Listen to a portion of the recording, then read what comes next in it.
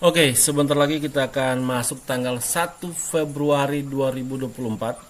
Artinya tinggal 13 hari lagi kita akan memilih presiden dan wakil presiden 2024 yang akan nanti berlangsung pada tanggal 14 Februari 2024. Dan untuk memulainya jadi konten ini sebenarnya kita ingin memberikan pendidikan politik. Bagaimana sih sebenarnya perpolitikan Pilpres 2024?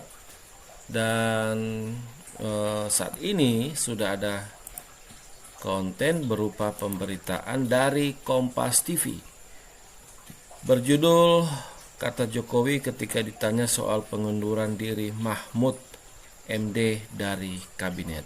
Kita akan nonton bersama-sama seperti apa sih isi konten berita dari Kompas TV.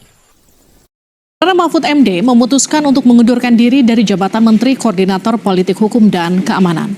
Mahfud menyebut alasan mundur dari Kabinet Jokowi untuk menjaga etika bernegara di Pilpres. Pernyataan Mahfud disampaikan setelah berkampanye bersama Yeni Wahid di Lampung. Mahfud mengaku sudah berdiskusi dengan Capres Ganjar Pranowo terkait keputusannya untuk mundur dari Kabinet Jokowi. Usai dapat jadwal dari Setnek, Mahfud memastikan akan menyerahkan langsung surat pengunduran dirinya. Pak Mahfud. Pak Kades, gimana Pak Kades?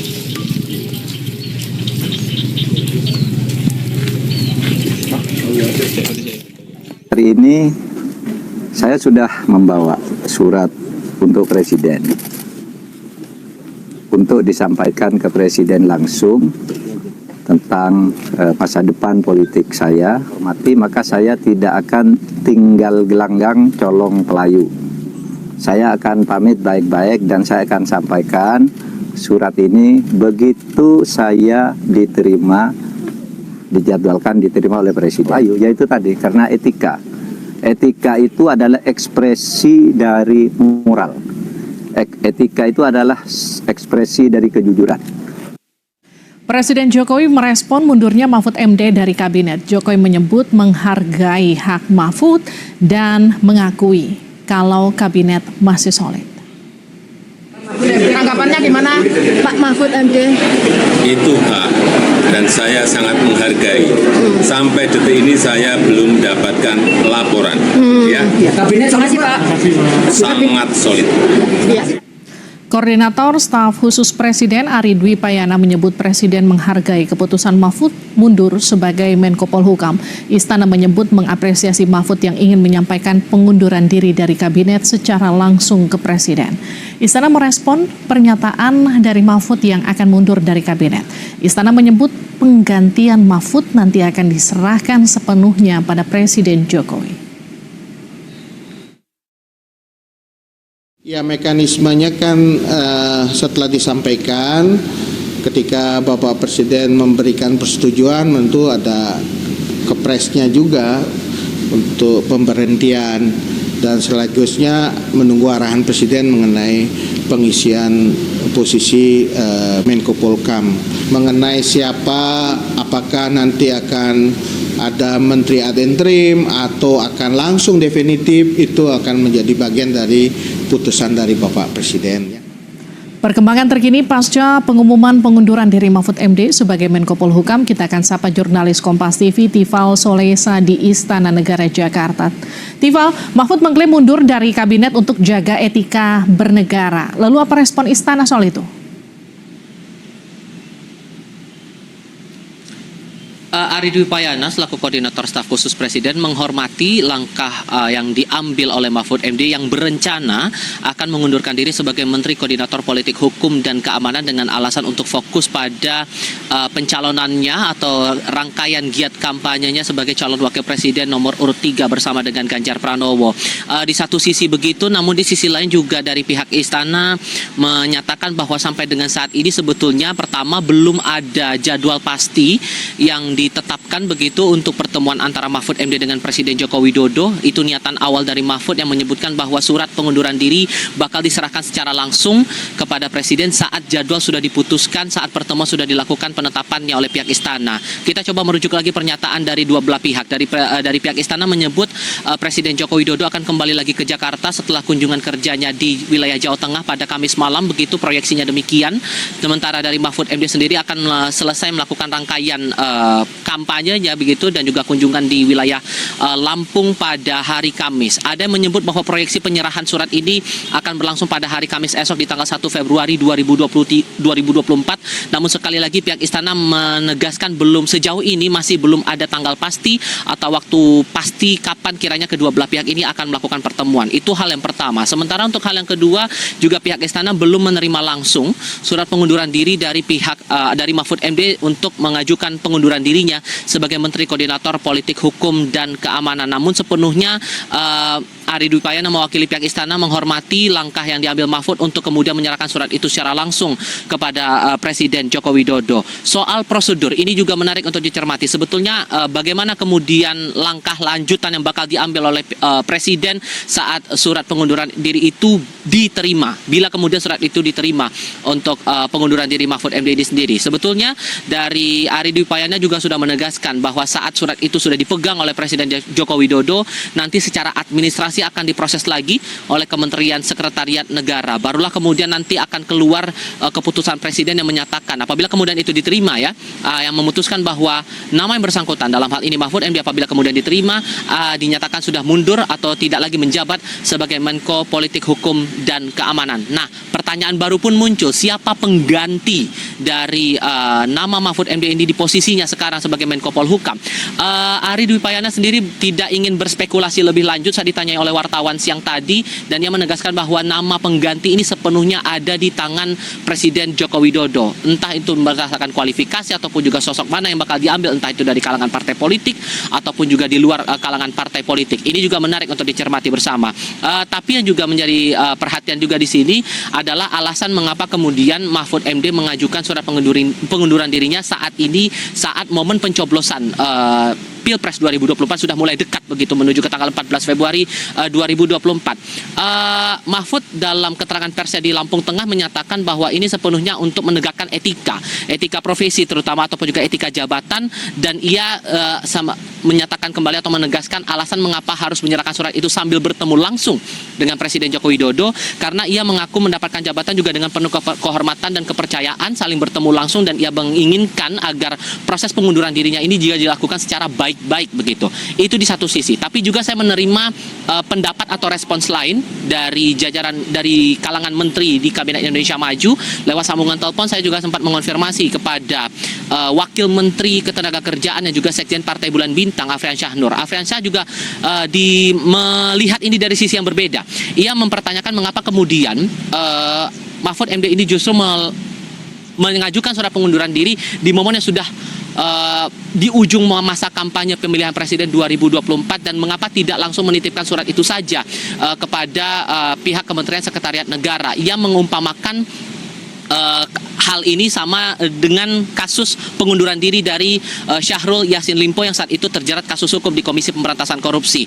Itu satu hal. Dan hal lainnya juga masalah pengganti nama ini, sekalipun kemudian Afriansyah Nur ini menyerahkan sepenuhnya ini menjadi prerogatif dari Presiden Joko Widodo, namun ia merespon positif ada beberapa nama begitu yang beredar sebagai pengganti dari Mahfud MD, termasuk salah satunya adalah Ketua Umum Partai Bulan Bintang Yusril Iza Mahendra. Ia merespon positif dengan latar belakang hukum yang dipegang oleh Yusril Iza Mahendra dan juga pengalaman politiknya begitu. Ia yakin bahwa nama Yusril Iza Mahendra ini bisa dipertimbangkan Presiden Joko Widodo sebagai pengganti Mahfud MD di Menko Polhukam. Namun sekali lagi ini masih menunggu posisi sikap pasti dari Presiden Joko Widodo.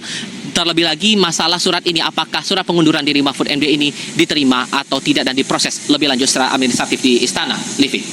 Terima kasih Tifal Solesa atas laporan Anda dari Istana Kepresidenan. Berkaitan dengan pemberitaan mundurnya Pak Mahfud MD, ini ada beberapa catatan penting bagi saya. Nanti kita akan ulas dan kita lihat perkembangannya besok tanggal 1 Februari 2024 hari Kamis seperti yang diberitakan. Jadi memang ada beberapa hal yang menarik. Dan intinya begini, memang sih itu dorongan dari Pak Mahfud MD untuk mengundurkan diri sebagai menteri karena pertimbangan dia merupakan salah satu paslon. Dan nanti setelah kita dapat informasi lebih banyak berkaitan dengan surat pengunduran diri, termasuk pertemuan antara Pak Mahfud MD dengan Pak Presiden Joko Widodo, kita akan mengulas lebih panjang ribet berkaitan dengan poin pertama dari konten kita ini. Kita masih lanjut pada perpolitikan Pilpres 2024 dan kita akan coba mencari bahan-bahan yang bisa kita ulas lebih lanjut di kanal YouTube ini.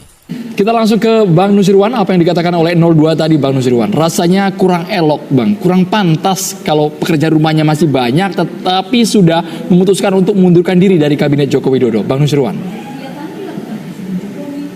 Antara tanggung jawab tugas dengan netralitas itu beda-beda tipis, Pak. Jadi kalau misalnya tidak nyalon menteri biasa, masih bisa diargumentasi bahwa tidak menjalankan tugas. Itu silahkan. Tapi kalau misalnya dia itu menjadi calon dan menjabat, nggak bisa diargumentasi bahwa itu tidak mempunyai tanggung jawab. Itu yang pertama.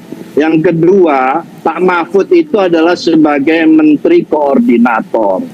Ya rendah-rendah begini, saya ini kan orang di institusi lembaga negara juga lama.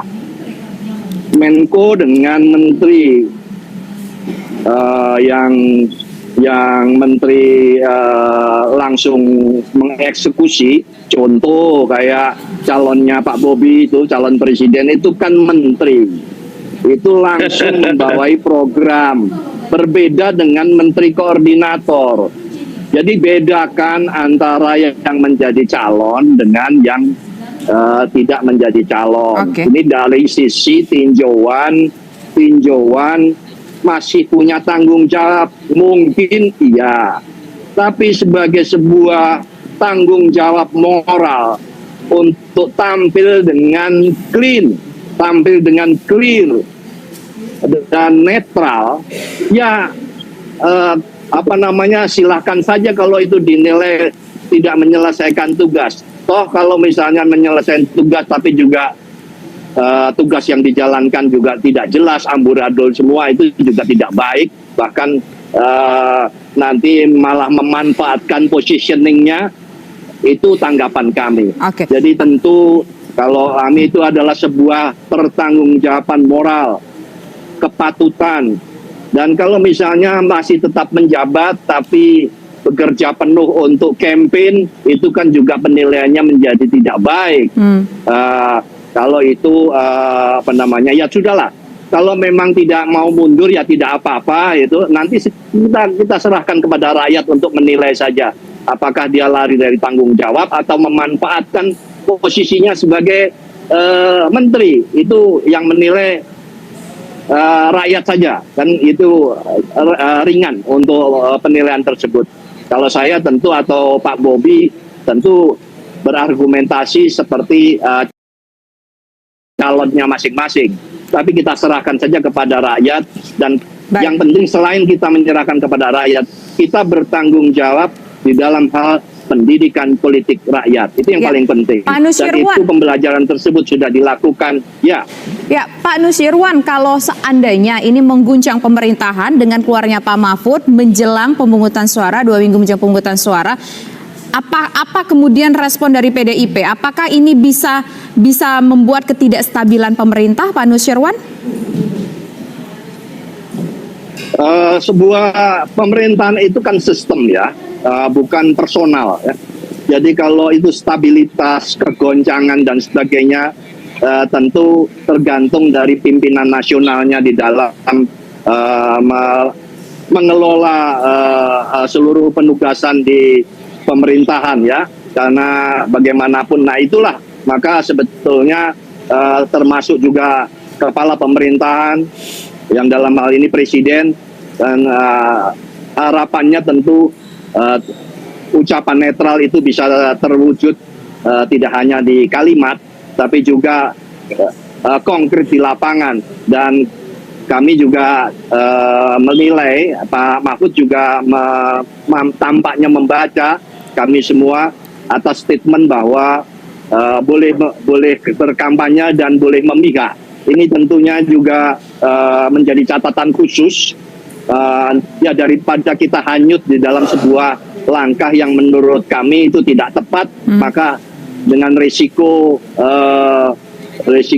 mungkin tidak memanfaatkan posisi, ya tidak apa-apa. Itu sebuah sikap keputusan yang kita Pak Mahfud ambil, dan itu atas persetujuan dan konsultasi, dan sudah disampaikan oleh Pak Mahfud itu tidak langsung demikian, tapi sudah melewati proses yang seharusnya dilakukan dengan melakukan konsultasi dari berbagai pihak. Bang Nusirwan, Bang Mardhani, dan juga Bang Bobi, kita akan simak bersama sebelum kita lanjutkan dialog. Ini ada pernyataan respons dari Presiden Joko Widodo yang mengatakan menghargai apapun keputusan Mahfud MD, termasuk jika ingin keluar dari Kabinet Indonesia Maju. Mundur siang ini Pak Mahfud MD. Pak Mahfud MD, tanggapannya gimana? Pak Mahfud MD. Itu hak, dan saya sangat menghargai. Sampai detik ini saya belum mendapatkan laporan. Ya. Kabinet solid Pak. Sangat solid. Baik, itu respons dari Presiden Joko Widodo. Bang Mardhani ingin komentar? Bang Mardhani, hargai keputusan dari Prof. Mahfud MD. Iya, tentu itu bagian dari respon normatif ya. Walaupun kalau pandangan saya, seorang Menko itu menteri yang sangat senior dan dipercaya oleh Presiden. Dan memang belakangan ini ada beberapa langkah Presiden yang dalam tanda kutip oleh publik banyak disorot ya. Seperti pernyataan bisa memihak, boleh memihak, dan boleh kampanye. Benar, tetapi mudaratnya banyak sekali. Karena Presiden itu harus dipahami, dia bukan pribadi, dia institusi. Tidur sekalipun Presiden itu tetap harus dijaga oleh Pas Pampres, tetap dalam sistem, karena beliau pimpinan tertinggi pemerintahan dan kepala negara.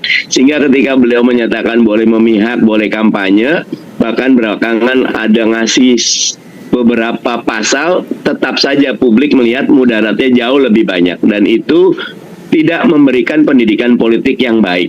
Apalagi ketika anak Presiden maju pertama kali, Presiden tetap menjabat, belakangan akan ada bansos dan lain-lain, sangat mudah bagi publik untuk melihat bahwa connecting the dot. Dan karena itu sikap mundur Pak Mahfud mungkin itu sikap pribadi, tapi publik bisa juga melihatnya itu bagian dari koreksi yang agak keras, dan siapa tahu akan ada mundur yang lain yang itu bisa menjadi masukan untuk Presiden agar bersikap lebih negarawan, agar bersikap lebih mementingkan bangsa dan negara ketimbang sibuk memikirkan kelompok. Begitu. Ya, nah sekarang saya ingin ke 02 ke Pak Bobi. Pak Bobi, apa yang misalkan ada salah satu menteri keluar karena maju sebagai calon wakil presiden 2 minggu menjelang pemungutan suara, apakah ini akan berdampak terhadap pemerintahan, akan mengguncangkah pemerintahan dan stabilitas pemerintahan? Pak Bobi, menurut Anda? Kalau menurut pendapat saya itu tidak akan merubah apapun.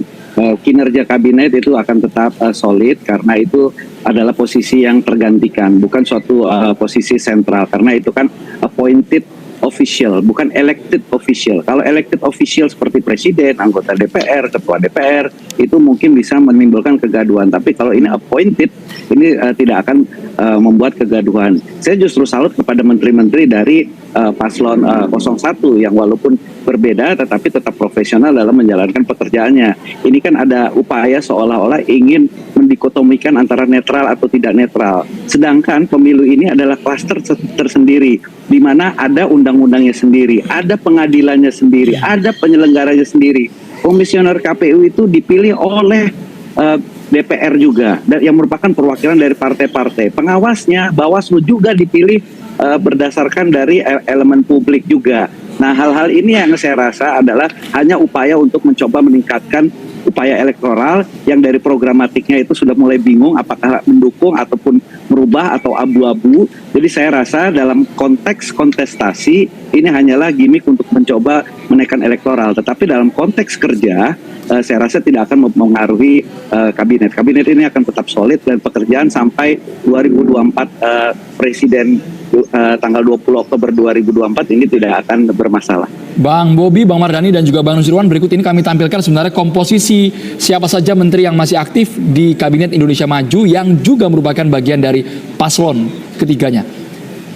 Di 01 ada Abdul Halim Iskandar selaku Menteri Desa, Pembangunan Daerah Tertinggal, kemudian ada juga Menteri Ketenagakerjaan Ida Fauzia dan juga Siti Nurbaya Bakar, Menteri Lingkungan Hidup dan Kehutanan.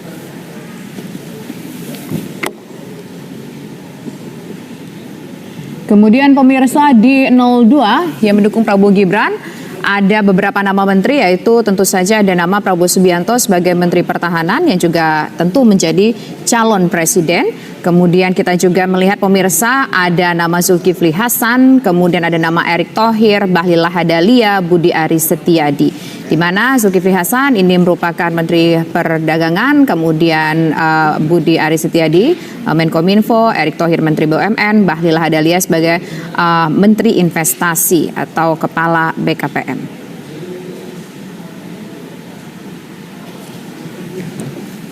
Kemudian di 03 ada Prof. Mahfud MD yang sudah menyatakan mengundurkan diri meskipun akan memberikan surat secara formal. Kemudian ada Yasona Lauli Menkumham, ada Tri Risma Harini Mensos, dan juga ada Teten Mas Duki selaku Menteri Koperasi dan UKM. Masih di 03 ada nama Gusti Ayu Bintang Darmawanti selaku Menteri Pemberdayaan Perempuan, kemudian ada Sandiaga Salahuddin Uno yang masih aktif menjadi Menparekraf, serta Suarso Monoarfa, Kepala Bappenas. Secara aturan atau regulasi memang jelas mereka boleh mengambil hak cuti untuk berkampanye. Tapi mungkin tidak, Bang Nusirwan, menteri-menteri lain yang tadi sudah kami tampilkan itu juga mengikuti jejak Prof. Mahfud. Tadi masih ada daftar nama yang dikategorikan masih aktif di jabatannya. Bang Nusirwan. Nah, jadi pertanyaannya apa? Mereka masih aktif, lalu pertanyaannya apa, Bapak? Mungkin tidak mereka juga mengundurkan diri secara massal. Semua menteri dari 03 mundur, fokus untuk kampanye. Ya, jawabannya nanti tunggu saatnya melihat dinamika politik. Jadi tentu tidak akan dijawab di acara pada sore hari ini. Ya. Tapi nanti Pak Mardhani nanti ketawanya semakin lebar.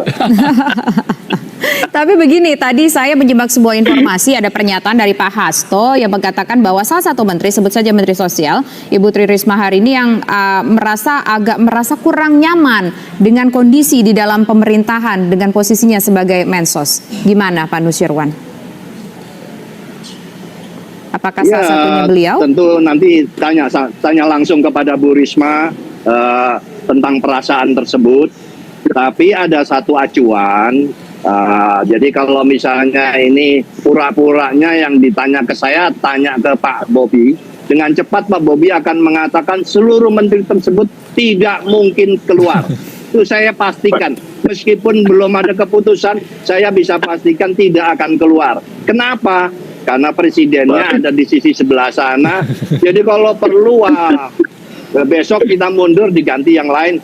Jadi ini tergantung tinjauan masing-masing dan tentu sangat mudah dibaca untuk sampai pada hari ini.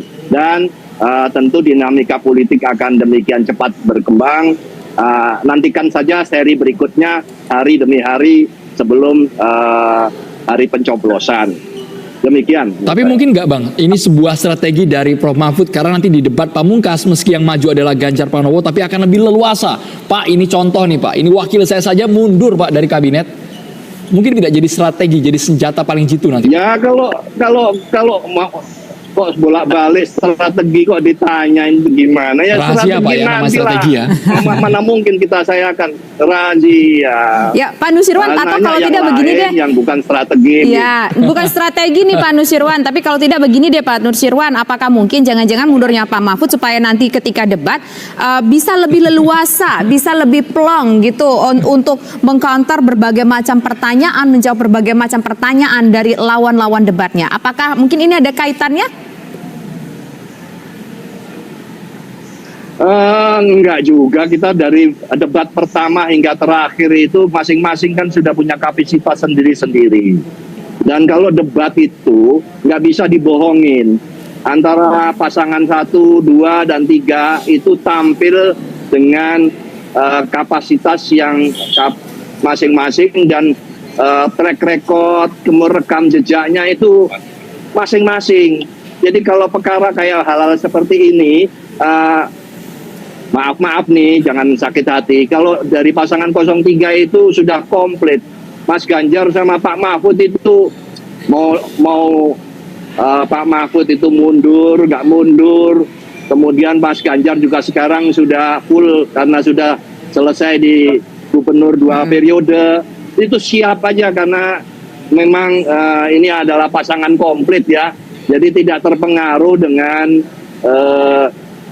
langkah-langkah, apalagi tadi dikatakan ini kan dalam rangka elektoral.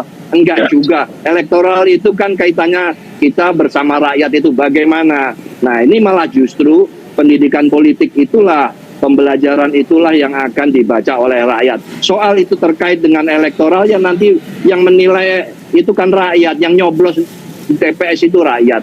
Itu serahkan saja kepada, termasuk diantaranya kalau pembahasan sore hari ini berkaitan dengan kampanye, netral, memihak atau dan sebagainya. Waduh, hari demi hari, jam demi jam bisa dengan cepat 5 menit aja sudah ketahuan. Jadi saya juga bingung kalau dikatakan pemerintah nggak ngapa-ngapain kok, sedangkan bermenit-menit setiap waktu bagi ini dan sebagainya di depan itu kan mudah sekali. Ini kan teknologi zaman sekarang ini sudah nggak seperti kayak 15 tahun yang lalu begitu.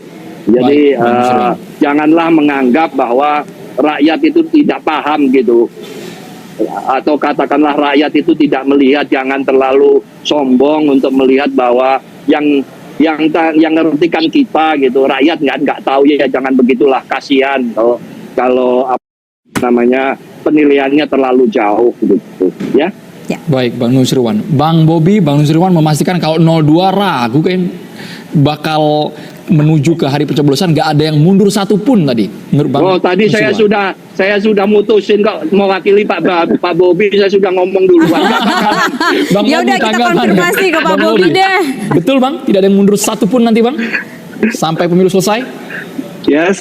Ya saya rasa ya baiknya memang begitu menyelesaikan tugasnya, karena seorang menteri kan itu juga terikat juga ada tanggung jawab bahwa ada hal-hal yang harus diselesaikan sebelum 20 Oktober 2024. Itu tadi ya, banyak agenda prolegnas, agenda implementasi dari undang-undang, dan juga agenda-agenda pengawasan. Itu kan juga masih banyak dari seorang menteri, apalagi menteri yang memiliki portofolio langsung. Itu contohnya seperti Menteri Sosial, menteri-menteri yang lain di bawah koordinator Polhukam misalkan. Oke, baik. Nah, terakhir Jadi saya ingin berarti nggak akan ada yang keluar begitu ya. Oke, baik. Terakhir saya mau ke Bang Mardhani Alisera. Bang Mardhani, kalau dari 01 sendiri gimana? Apakah akan seperti 02, nggak ada yang keluar, harus menyelesaikan tugas dulu, atau jangan-jangan di waktu yang sempit menjelang pemilu ini ada yang keluar? Gini, innamal a'malu binniyat ya. Amal itu tergantung niatnya, Cak ya. Ya, luruskan niat. Harus betul-betul kalau mau keluar dalam rangka menegakkan nilai. Misal ada intervensi presiden, ada kebijakan presiden yang melenceng, ada tanda-tanda presiden mau melanggar konstitusi, ada kerja presiden yang tidak adil, ada tanda-tanda lagi presiden memihak, tanpa transparansi, apalagi kampanye tanpa cuti, angkat 2 jari segala macam.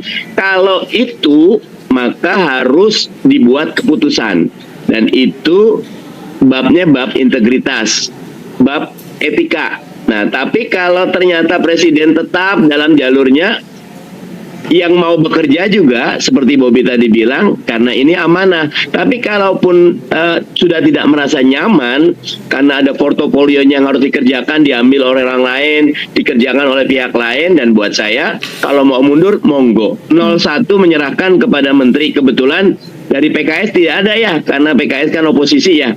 Nah, teman-teman Nasdem sih seingat saya sudah mengatakan memang yang menteri akan full mendukung Jokowi sampai di 20 Oktober 2024. Mungkin itu komitmen mereka. Begitu. Baik. Terima kasih Bang Mardhani Alisera, Bang Nusirwan, dan juga Bang Bobi sudah bergabung di Kabar Petang. Enak kan kalau sama-sama senyum, tidak ada yang baperan, ini enak ya Tisa ya? Enak banget. Mudah-mudahan juga nanti ke belakangnya semuanya senyum, begitu semuanya senang, semuanya gembira, dan pemilunya damai begitu ya. Yang menang sih yang gembira tentunya. Tentu saja. Dan pemirsa, sebuah gerakan bernama Salam 4 Jari tiba-tiba muncul di tengah pertarungan 3 pasangan Capres Cawapres. Informasinya usai jeda berikut. Dan saat ini sudah masuk tanggal 1 Februari 2024, tinggal 13 hari lagi kita akan mencoblos pemilihan presiden dan wakil presiden 2024, dan berkaitan dengan konten sehubungan dengan pendidikan politik, salah satunya seputar berita soal mundurnya Pak Mahfud MD sebagai menteri. Maka ini menarik untuk kita ulas lebih lanjut, dan kalau memang benar-benar kita bicara soal pendidikan politik, maka saya akan mengulasnya lebih lanjut di kanal YouTube ini. Nanti kita lihat perkembangannya pada tanggal 1 Februari 2024 di siang atau mungkin sore ataupun malam, nanti kita lihat perkembangan beritanya, atau mungkin di tanggal 2 Februari 2024. Artinya untuk konten ini sebenarnya sih ada bukan hanya konten berkaitan dengan mundurnya Pak Mahfud MD, tapi karena ini spesial saya lihat dari beberapa pemberitaan termasuk yang tadi, maka saya menilai ya kita lupakan dulu konten yang direncanakan, dan saya ingin fokus pada bagaimana sih perkembangan dari Pak Mahfud MD, dan ada sesuatu yang menarik di situ. Nanti kita akan lihat lebih lanjut di kanal YouTube ini. Saya Adriani Tomondo mengucapkan banyak terima kasih. Kemudian baru saja saya diterima oleh Bapak Presiden, Bapak Joko Widodo, yang ditemani oleh Bapak Profesor Platik. Saya menyampaikan surat tentang kelanjutan tugas saya sebagai Menko Polhukam. Saya menyampaikan intinya saya mengajukan permohonan untuk berhenti, dan isi surat itu singkat, hanya berisi 3 hal.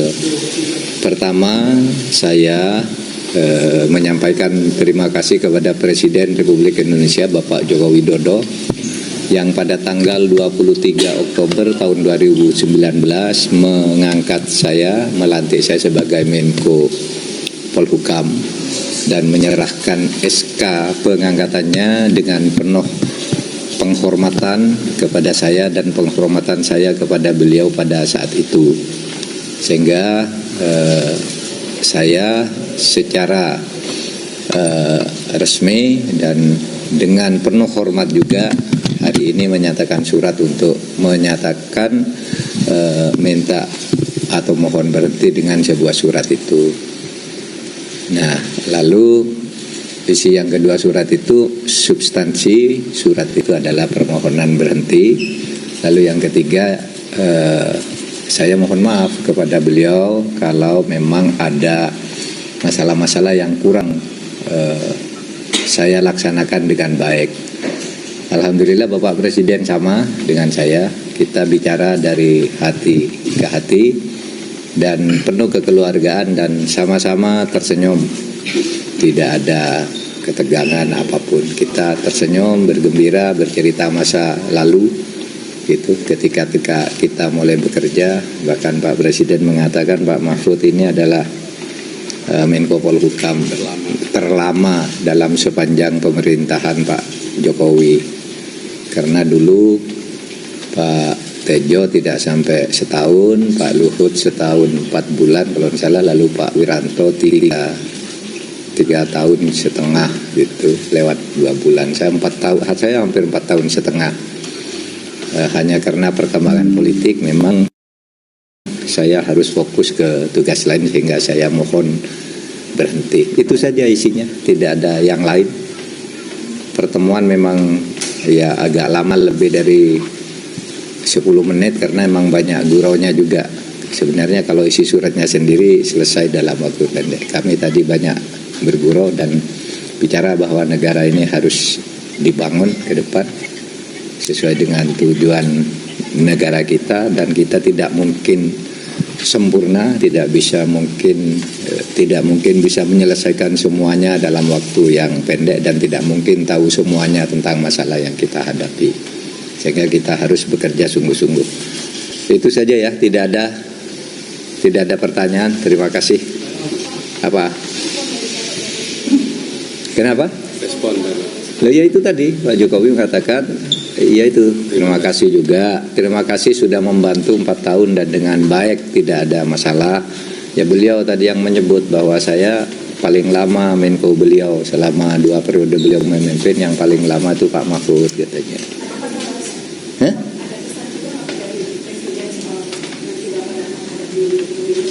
Oh enggak, itu kan pesannya sudah umum ya, sudah ada di konstitusi, ada di undang-undang, enggak ada pesan lain. Wah, enggak lah, itu kan enggak mungkin, enggak ada.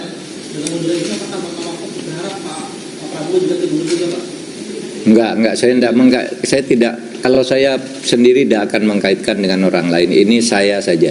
Kalau orang lain mau mengkaitkan silahkan. Kalau saya, enggak tahu, biar orang lain aja lah. Kalau saya sendiri, etik saya itu bukan soal yang lain ikut berhenti atau tidak. Etika saya itu, saya dulu diangkat dengan penuh penghormatan, maka saya harus menghadap dengan penuh penghormatan juga. Itu aja. Kalau etika saya, yang lain-lain itu saya enggak ikut urusan menteri lain. Terlepas dari hubungan baik Bapak dengan Pak Jokowi, dan tadi obrolannya berlangsung mandiri, itu kan berlangsung di saat pemilu Pak. Iya. Kemarin ada pandangan bahwa Bapak cukup dengan ada menteri yang terapkan untuk Prabowo Gibran, itu pandangannya seperti apa?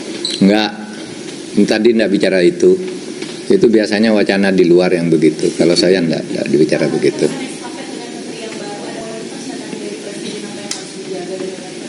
Enggak, karena tugasnya sudah rutin, cuma tugas yang masih menggantung di tengah saya yang masih dilanjutkan karena tugas resmi dari Presiden. Satu soal BLBI, kita yang dulu hampir kehilangan uang lebih dari 111 triliun, sekarang kita sudah berhasil mengkolek 35 triliun, 8. Selama 1,5 tahun kami mengejar itu, dan sisanya sudah kami petakan, ini harus ditagih lebih lanjut gitu.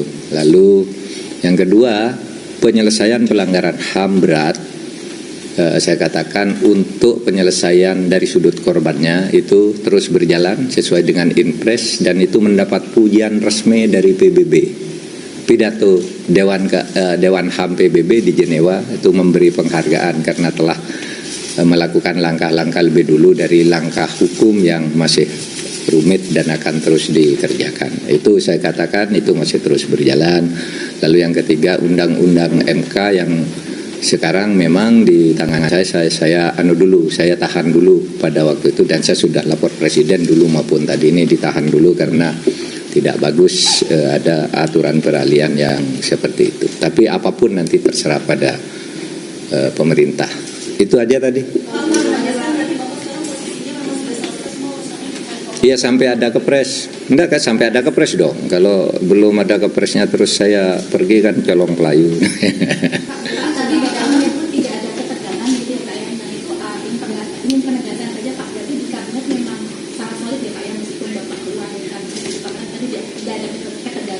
Iya, saya dengan Pak Jokowi tadi bergurau-gurau aja, sangat cair dan penuh persaudaraan gitu, nggak ada ketegangan apapun gitu. Tadi nggak bicara soal sidang kabinet, bicara saya dengan Pak Jokowi. Meskipun Bapak keluar, berarti kabinet masih solid begitu ya? Ya tentulah, itu kan pemerintah pasti bisa menghandle itu, soliditas kabinet. Cukup ya, cukup, makasih. Cukup. Makasih.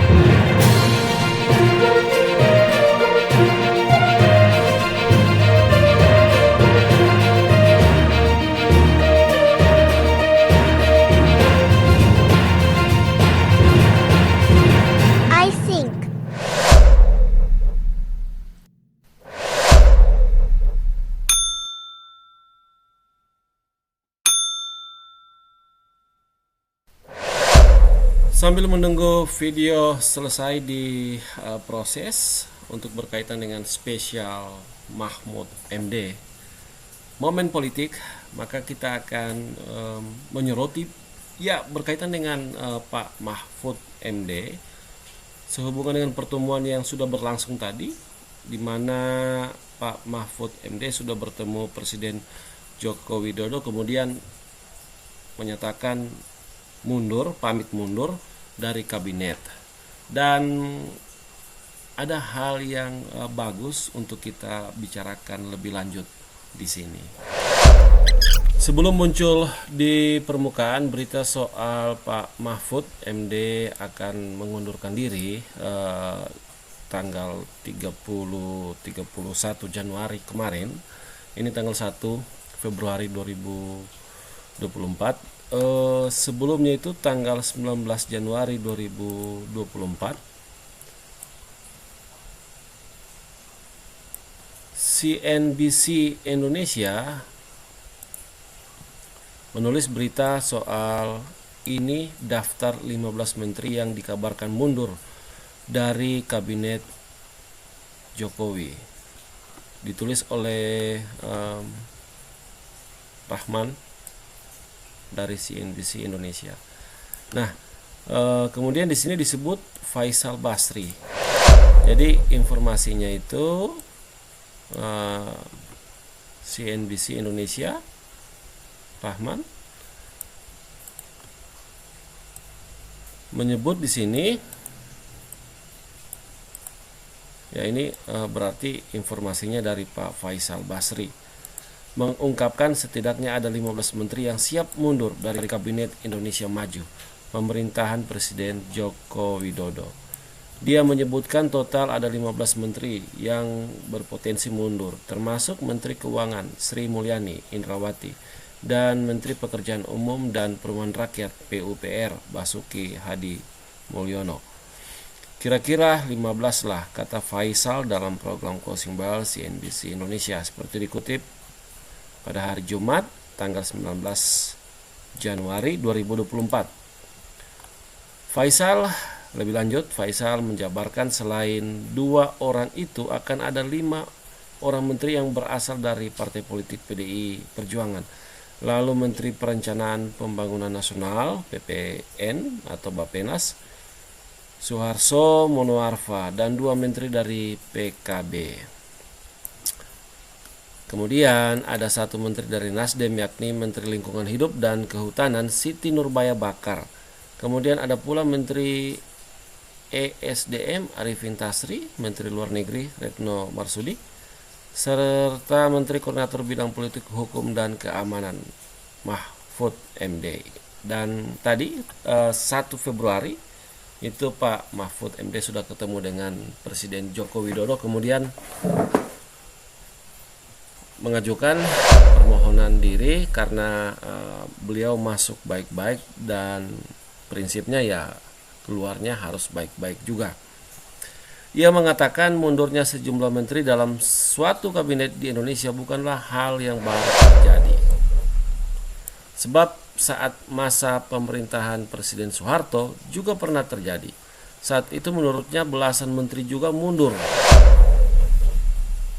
menyebabkan Soeharto juga ikut mundur. Kemudian Pak Hartonya mundur juga karena dia sudah saya mau kerja bagaimana lagi, kata Faisal. Menurut Faisal, mundurnya para menteri itu selain karena arah politik yang berseberangan dengan Jokowi dalam Pilpres 2024 yang mendukung salah satu pasangan calon presiden dan wakil presiden tertentu, juga disebabkan banyaknya intervensi politik yang dilakukan Jokowi terhadap tugas pokok dan fungsi mereka. Oke, jadi ini saya menduga setelah pernyataan Joko Widodo, Presiden Joko Widodo berkaitan dengan Undang-Undang Nomor 7 Tahun 2017 tentang pemilihan umum. Di situ pernah saya bahas, nanti bisa dinonton lebih lanjut. Intinya mungkin karena itu sehingga kemudian muncul pemikiran Faisal. Tapi sebenarnya kalau saya lihat dari undang-undang itu, Undang-Undang Nomor 7 Tahun 2017 pasal 299 ayat 1, dan saya pikir itu ya memang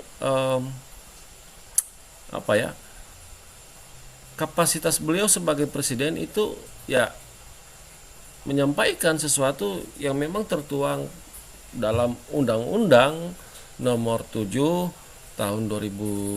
Kita akan tanggal 1 Februari. Nah, sebentar ini videonya sudah selesai. Artinya tinggal 13 hari. Oke, saya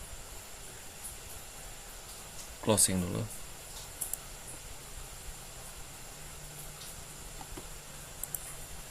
Ya, kita kembali. Jadi saya melihat Pak Presiden Joko Widodo memang menyampaikan apa yang ada dalam Undang-Undang Nomor 7 Tahun 2017 pasal 299 ayat pertama yang kemudian menjadi rame. Padahal kan beliau tidak bermaksud untuk sembarang ngomong, tapi memang ya itu sudah ada dalam undang-undang. Dan kita bicara soal undang-undang, ya kita mengatur kalau yang sebenarnya memegang otoritas dari undang-undang ya DPR yang membuat dan mengesahkan. Pak Presiden Joko Widodo itu ada dalam undang-undang, tapi bukan membuat undang-undang, dia dalam proses pembuatan undang-undang. Jadi kalaupun terakhir kita berpikir itu maunya Joko Widodo yang membuat seperti itu, ya itu nggak masuk akal karena prosesnya itu di DPR. Prosesnya itu sekali lagi di DPR. Jadi kita harus memahami juga ya. Selama saya juga membaca lebih lanjut, selama tidak menggunakan fasilitas negara. Demikian juga kan ini juga terbuka bagi pejabat-pejabat negara atau mungkin dalam hal ini kepala daerah itu bisa berkampanye Dengan catatan ya jangan menggunakan fasilitas negara, dan berkaitan dengan itu diatur lebih lanjut dalam peraturan tertentu sehubungan dengan eksistensi dari presiden dan wakil presiden khususnya, dan pejabat-pejabat negara lainnya atau kepala-kepala daerah lainnya kalau memang mau ikut berkampanye. Dan saya pikir ini iklim demokrasi yang sangat luar biasa bagi saya. Hanya saja kemudian apa yang disampaikan Pak Joko Widodo itu memunculkan ya singkat katanya, apakah ini memang gerakan politisasi menjelang akhir periode dari Presiden Joko Widodo? Ya arahnya ke sana, memang kesannya kan seperti itu. Masalahnya kan Pak Presiden hanya menyampaikan, dan saya pikir dia tidak sembarang ngomong, ya memang sudah seperti itu yang dikemukakan dalam undang-undang, dan bukan Pak Presiden Joko Widodo yang membuat itu, tapi DPR, ya wakil-wakil rakyat kita yang ada di DPR. Jadi agak gimana kalau kemudian kita berpikir lain, ya, mencoba untuk mengemasnya lagi kemudian dibuang lagi ke publik, dan akhirnya ya kasihan juga Pak Presiden kita Joko Widodo. Oke, kita lanjut. Jadi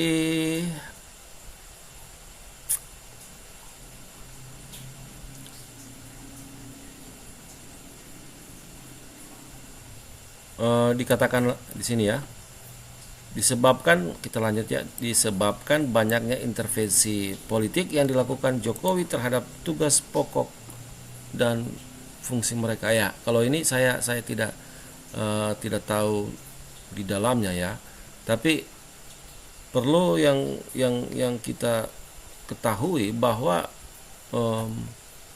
para menteri merupakan orang-orang yang dipilih yang dapat dipercaya membantu kinerja dari presiden dan terutama itu presiden, ya, dan wakil presiden. Kalau seandainya ada hal-hal tertentu yang dilihat secara teknis atau mungkin ada beberapa pertimbangan lain, ya tidak salah dong kalau Pak Presiden kemudian mencoba mengambil alih, tapi bukan berarti mengambil alih dalam pengertian total, ya, tidak, tapi ada mekanisme di mana presiden bisa memberikan opsi-opsi tertentu untuk mengeksekusi dan atau mengimplementasikan program dan kegiatannya yang ada dalam agenda kebijakan dari Presiden Joko Widodo, kemudian Pak Wakil Presiden juga, atau secara umum yang menjadi target utama program kerja dari Kabinet Joko Widodo dan Pak Ma'ruf Amin. Ya, mungkin seperti itu. Ini kok maksudnya intervensi politik, kita terlalu cepat untuk mengklaim, kita terlalu cepat untuk mengklaim ini intervensi politik. Seharusnya kita kuat memberikan satu alasan pertimbangan yang betul-betul bisa diuji kebenaran empiris bahwa itu memang intervensi politik. Seperti apa sih yang ditemukan kalau benar memang ada intervensi politik? Mungkin ya. Ya karena Gibran kemudian berpasangan dengan Pak Prabowo, kita kemudian menganggap lain-lain, punya pemikiran yang kadang dalam situasi saat ini ya bisa mengarah pada satu pemikiran yang belum tentu dapat dipertanggungjawabkan kebenarannya. Kemudian itu kan nampak juga ketika Pak Joko Widodo mencoba menyampaikan presiden boleh berkampanye. Nah, itu kan yang ditulis Undang-Undang Nomor 7 Tahun 2017 Pasal 299 ayat 1. Dan ya sekali lagi undang-undang itu bukan Pak Joko Widodo yang buat. Kita bisa browsing siapa sih yang punya otoritas dalam membuat mengesahkan undang-undang. Kita bisa browsing, mau pakai Google juga silakan, pasti kita akan kita dapat menemukan penjelasan berkaitan dengan itu. Atau bisa browsing dengan menggunakan web engine lainnya. Nah, kita lanjut.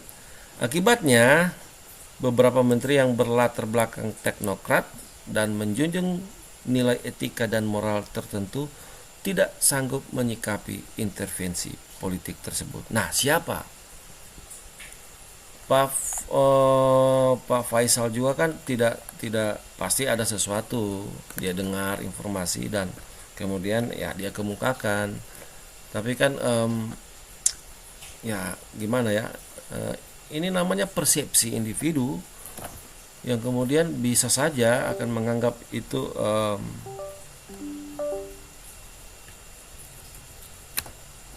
ada intervensi politik karena memang kebetulan Pak Gibran berpasangan dengan Pak Prabowo Subianto. Kalau seandainya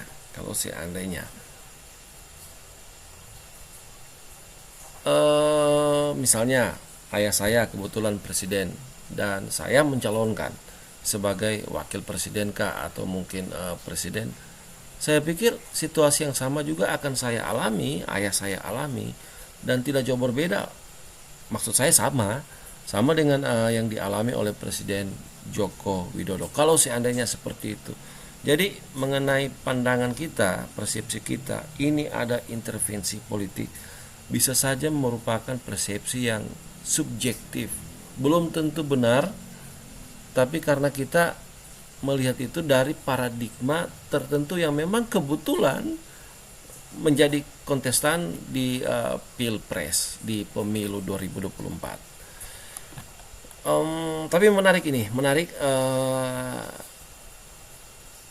informasi yang diterima oleh Pak Faisal, kemudian mengatakan ada intervensi politik sampai ngomong ada 15 menteri dikabarkan. Dia menyebutkan ini. Total ada 15 menteri yang berpotensi mundur. Nah, kalimat ini pasti Pak Faisal Basri mendapatkan informasi. Mungkin saja menteri bersangkutan yang ngobrol-ngobrol dengan siapa saja dan sampai di telinga Pak Faisal Basri. Atau mungkin langsung ngomong curhat gitu sama Pak Faisal Basri. Oke, ini tadi sudah kita baca Pak Retno soal dikaitkan dengan Pak Soeharto juga, Presiden Soeharto.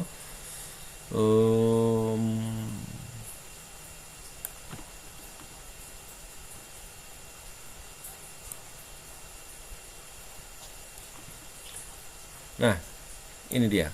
Nah, teknokrat itu memiliki standar nilai etika tidak tertulis. Jadi kalau dia diminta oleh atasannya yang akhirnya melanggar aturan, dia bilang sorry, nggak mau, tidak bisa.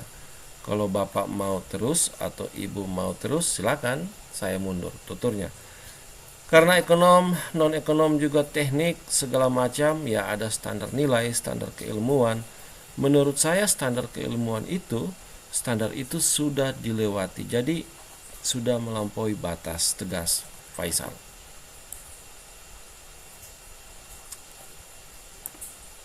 Oke, kita hanya sampai di sini karena artikel selanjutnya itu sudah lain konteks. Jadi seperti ini.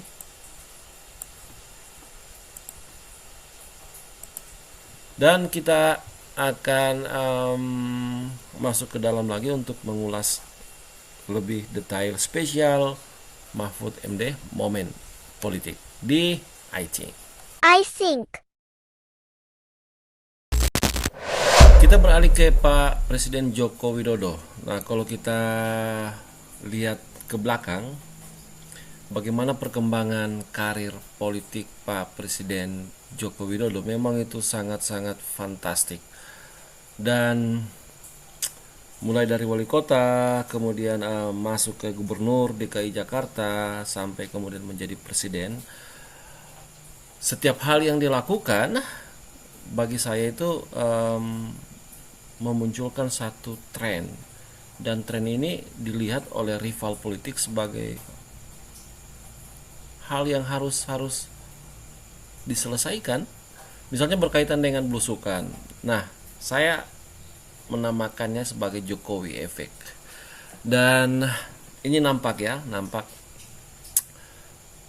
besarnya pengaruh pendekatan politik yang diperkenalkan oleh Presiden kita Joko Widodo ketika sebelum beliau menjadi presiden.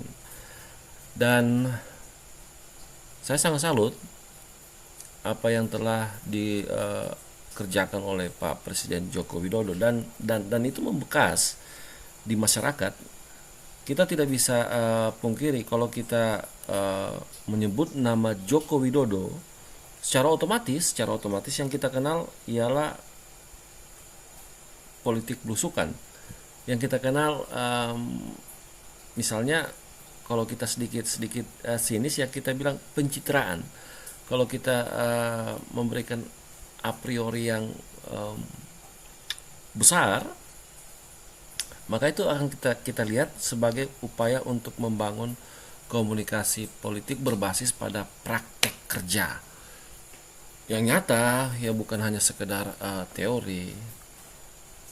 Kemudian salah satu hal yang sangat-sangat fenomenal dan juga itu mengguncang perpolitikan nasional ketika beliau berpikir, yuk gimana nih kita akan coba untuk yang pertama kita akan menyelamatkan Jakarta karena sudah tidak memungkinkan lagi. Yang kedua kita ingin mencoba memutar roda ekonomi itu supaya bisa merata. Jadi caranya kita pindahkan ibu kota negara dari Jakarta ke Kalimantan. Dan ini bukan pemikiran yang sembarang, tapi betul-betul memang pemikiran brilian yang hanya bisa dilakukan oleh seorang Joko Widodo. Kemudian saya masih ingat beberapa artikel saya pernah baca ketika beliau mencoba menyusun kabinet menteri-menteri. Saya menilai sepertinya beliau harus berhadapan dengan elit-elit politik yang mana ini posisi tawar kita. You harus memasukkan orang-orang kita di kabinet karena begini pertimbangannya. Akhirnya Jokowi dapat dikatakan Joko Widodo presiden kita tersandra juga dengan kepentingan dari elit politik. Arahnya sih bagus ya untuk membantu kerja presiden dan wakil presiden. Kemudian tapi yang menjadi pokok persoalan di sini, saya berpikir apa yang disampaikan Pak Faisal pada pemaparan sebelumnya. Dan Pak Mahfud MD mengawali itu. Dia mengajukan surat untuk mundur dari kabinet Joko Widodo dan Pak Ma'ruf Amin. Dan artinya ini mengandung sesuatu mungkin secara awam kita akan melihat itu hal yang biasa saja, tapi bagi sebagian orang apa yang dilakukan oleh Pak Mahfud MD itu bukan sesuatu yang biasa-biasa saja, tapi ada beragam strategi politik di situ yang arahnya nanti saya berpikir ini membuat Pak Joko Widodo Saya sedikit sama persepsinya dengan Pak Faisal Basri. Di sini saya memandang Mahfud MD mengawali babak baru untuk menyampaikan sikap secara lisan sebagai paslon petarung di Pilpres tahun 2024. Presiden Joko Widodo setidaknya berpikir keras untuk menyikapi pernyataan mundur dari Mahfud MD. Sebelumnya, Faisal Basri mengatakan bahwa hal ini sama seperti yang dialami di era Presiden Soeharto, dan ini yang diharapkan. Peristiwa mundurnya Presiden Soeharto, presiden yang berkuasa selama 31 tahun, masih menyisakan sejumlah misteri. Apa sebenarnya pertimbangan Presiden Soeharto ketika tiba-tiba pada malam hari 20 Mei tahun 1998, ia menyampaikan bahwa pada Senin 21 Mei tahun 1998, memutuskan akan mengundurkan diri. Keputusan itu dianggap sangat mendadak, karena sebelumnya ia menyampaikan akan mengundurkan diri pada Kamis 24 Mei tahun 1998. Apa kaitannya dengan rapat 14 menteri di Gedung Bappenas pada 20 Mei tahun 1998? Mengapa 14 menteri tersebut sepakat menolak masuk dalam kabinet reformasi yang akan dibentuk oleh Presiden Soeharto? Benarkah mereka melakukan pembangkangan? Siapa yang mengkoordinasi? Selanjutnya, mengapa justru Habibie menggelar sidang ad hoc kabinet bidang Ekuin di Jalan Patra Kuningan dan meminta kesediaan menteri yang menolak masuk ke dalam kabinet reformasi agar dapat kembali menerima pencalonan mereka? Kalau mengacu dari pemikiran Pak Faisal Basri, katanya ini memiliki kesamaan dengan yang terjadi di era Presiden Soeharto. Waktu itu ada beberapa menteri mengundurkan diri dan kemudian ya Presiden Soeharto tidak tahu harus berbuat apa. Dan kata Pak Faisal Basri, mungkin ini yang mempengaruhi keputusan dari Pak Presiden Soeharto untuk mengundurkan diri. Nah, saya dan Pak Faisal Basri memiliki kesamaan. Kesamaannya itu pada situasi yang berbeda, tapi terjadi juga di era Soeharto, dan saat ini tanggal 1 Februari 2024 itu juga terjadi di era Presiden Joko Widodo. Hanya saja tanggal 1 Februari 2024 yang mengundurkan diri itu ya Pak Mahfud MD. Tapi sebelumnya ada berita sebelumnya itu sudah saya sertakan juga di sini berkaitan dengan apa yang disampaikan oleh Pak Faisal Basri. Dan saya dengan Pak Faisal Basri, letak perbedaannya, kalau beliau melihat itu penyebab dari mundurnya, penyebab dari dibuatnya keputusan oleh Pak Presiden Soeharto untuk mundur dari jabatan sebagai presiden saat itu, presiden kita saat itu. Tapi kalau saya melihat ini bukan hanya sekedar mempengaruhi, memang yang diharapkan Presiden Joko Widodo mengundurkan diri sebelum tanggal 20 Oktober ya, terakhir masa tugas. Itu target utama. Jadi sebelum 20 Oktober itu yang diharapkan. Tapi kalau saya lihat bukan hanya sekedar itu, tapi ini gambaran dari bagaimana ya serangan-serangan yang bersifat psikologis, psikologi politik itu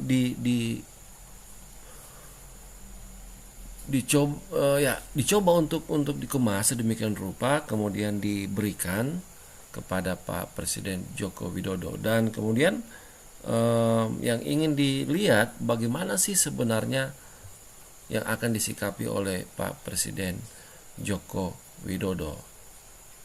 Ya, mungkin ini yang akan ditunggu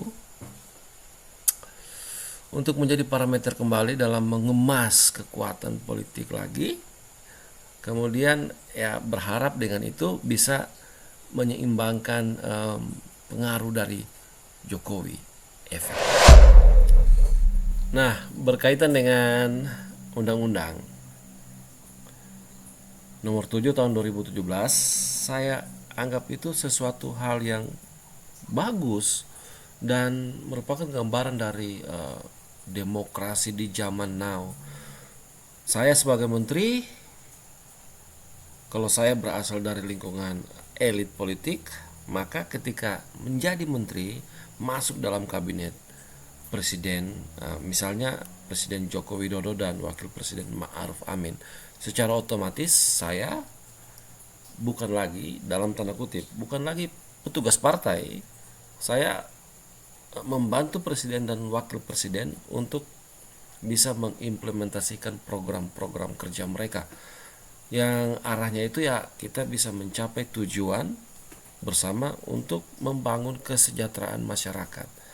Dan undang-undang itu mengatur kita bisa membagi waktu atau secara tidak langsung mengajarkan kita bagaimana kita bisa bersikap profesional tanpa harus mengganggu tujuan utama kita, yaitu mensejahterakan masyarakat. Tidak ada yang salah di Undang-Undang Nomor 7 2017 itu, karena ya buktinya kan diterima, sudah menjadi undang-undang, ya sah-sah saja.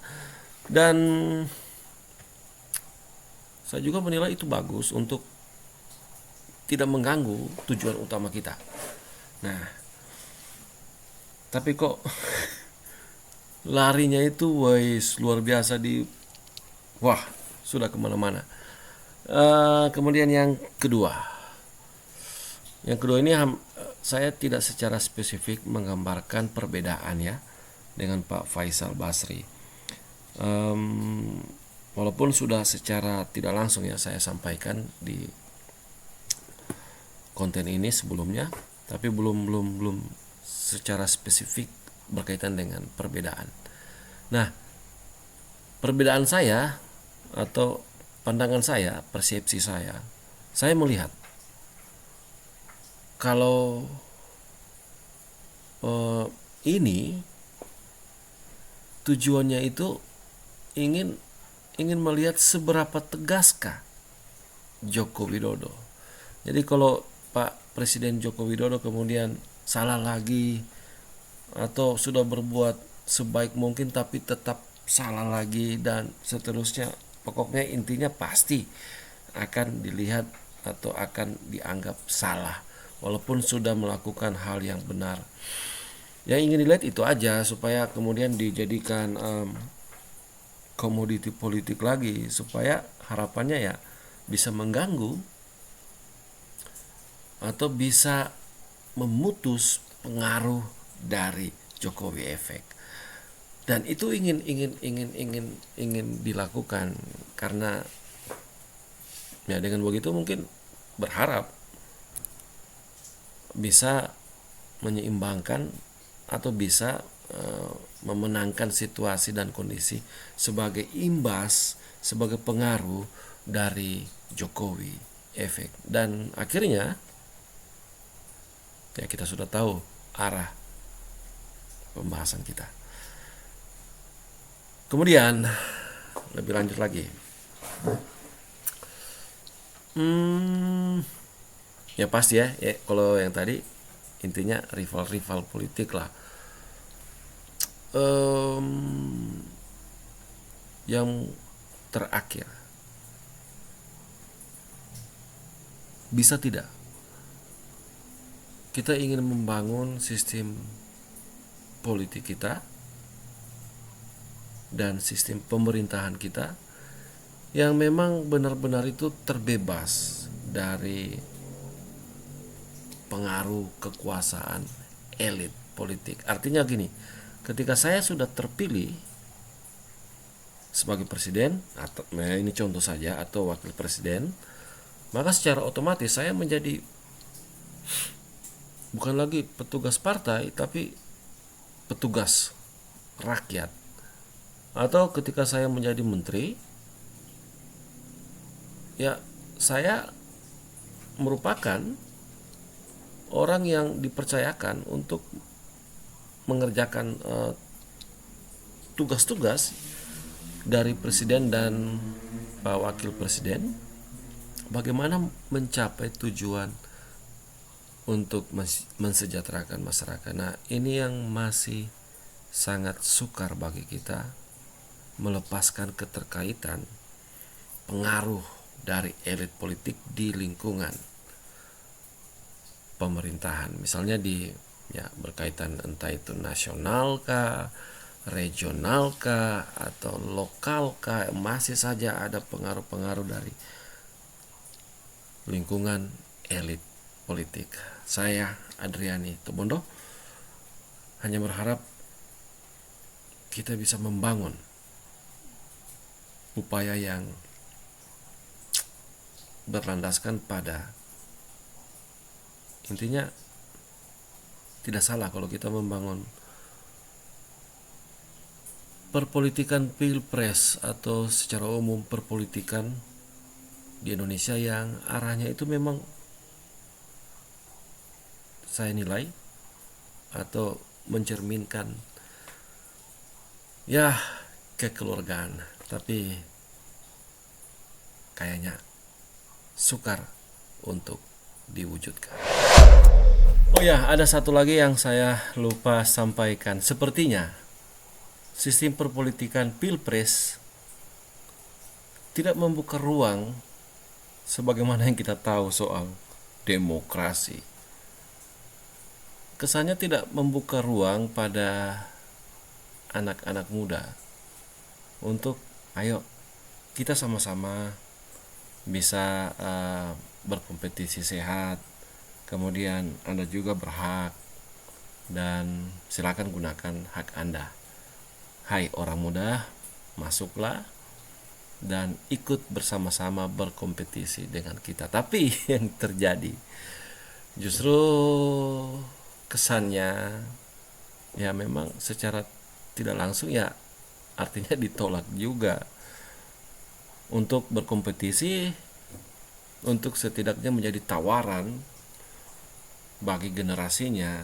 Seperti ini loh cara orang muda turut aktif memberikan yang terbaik bagi bangsa ini.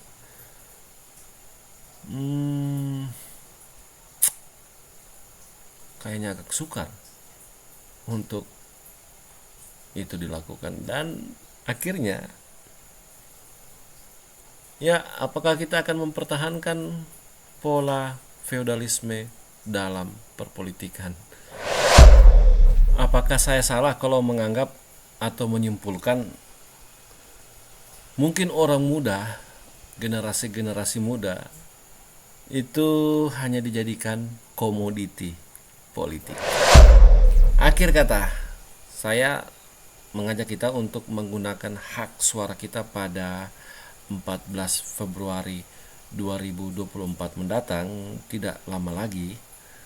Dan dengan begitu kita akan merayakan pesta demokrasi kita sebagai warga negara Indonesia dan memilih presiden serta wakil presiden Republik Indonesia, dan siapapun yang terpilih kita harus menghormatinya tanpa memandang bulu siapa dia. Tapi yang perlu kita lakukan ialah tetap mengawasi jalannya demokrasi di Indonesia.